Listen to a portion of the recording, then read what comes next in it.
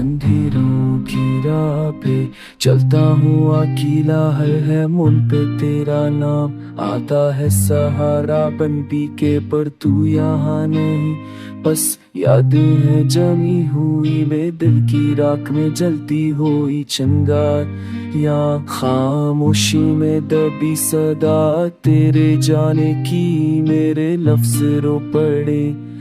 तेरे नाने की मैंने चाहा था ख्वाबों को हकीकत बना दो, पर तकदीर ने सब कुछ खाक कर दिया।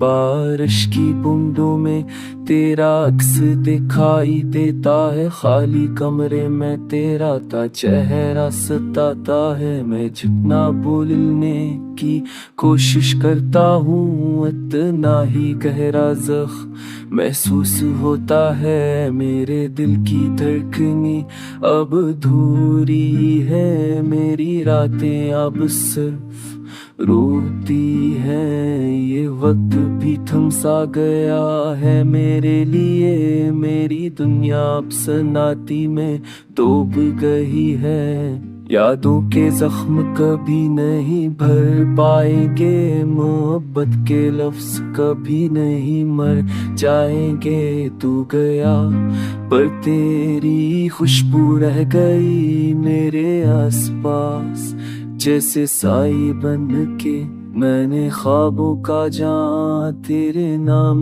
किया था। मैंने हर दुआ में तेरा झक किया था, पर जवाब में तन्हा ही नसीब हुई।